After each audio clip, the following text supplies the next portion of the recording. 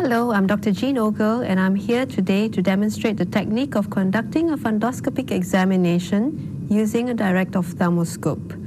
The direct ophthalmoscope is an instrument that incorporates a light source together with a series of lenses and mirrors that allows us to visualize the interior of the eye, that is, the fundus.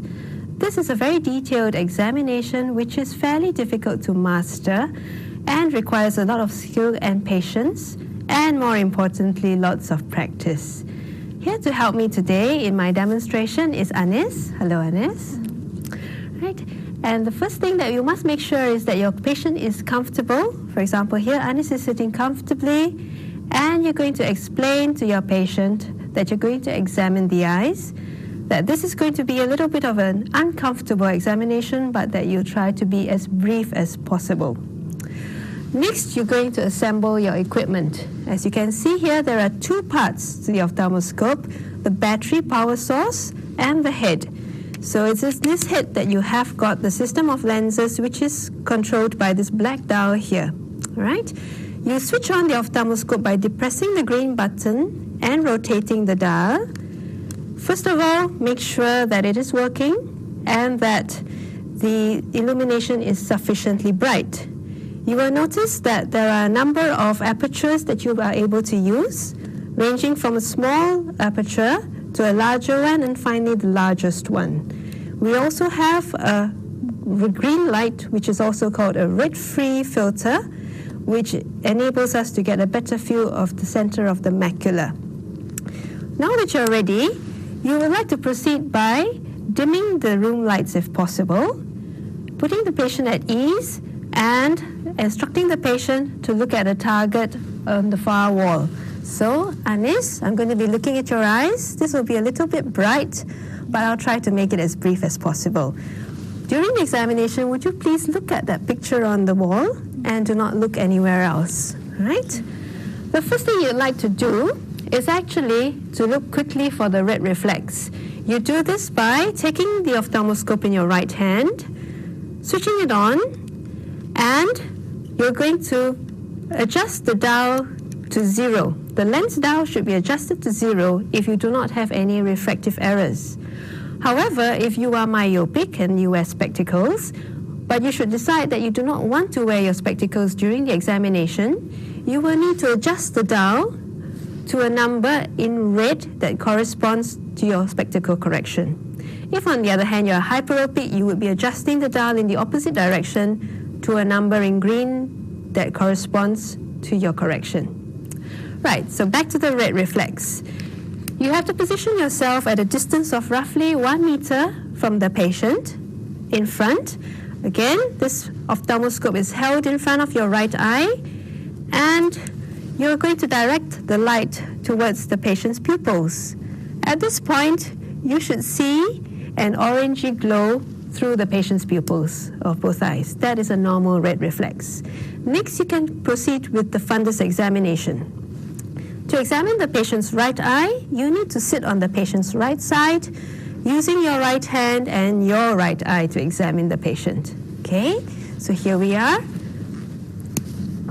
Again, coming from the front, keep the patient's red reflex in view and advance slowly.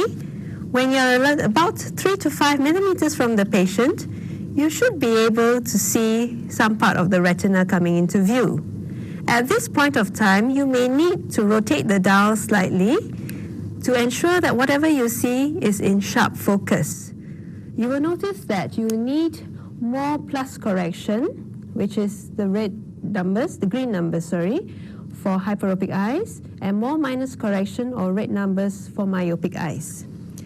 The first thing that you're likely to see in the fundus is either vessels or the optic disc.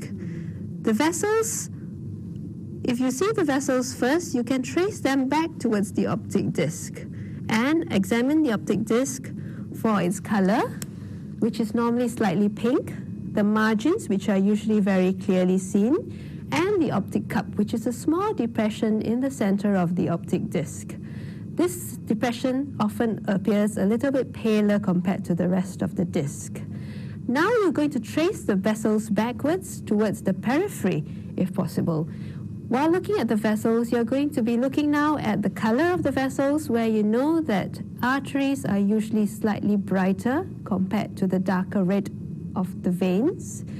Arteries are also usually slightly smaller, slightly narrower than the veins at a ratio of 2:3. And the course of the vessels should be more or less quite straight. After having seen the periphery, the last bit of the retina that you'd like to examine is the macula. How do you locate the macula? Well, you can move the light source temporarily from the optic disc. The macula appears as a slightly darker area, roughly 2 disc diameters temporal to the optic disc.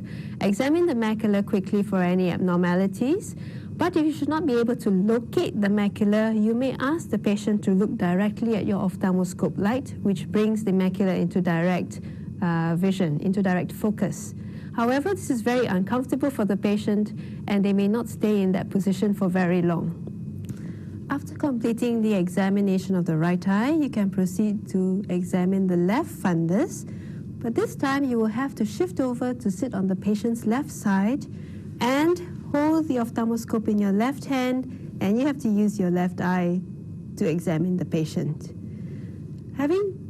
This procedure will be basically the same as what you have done for examining the right eye.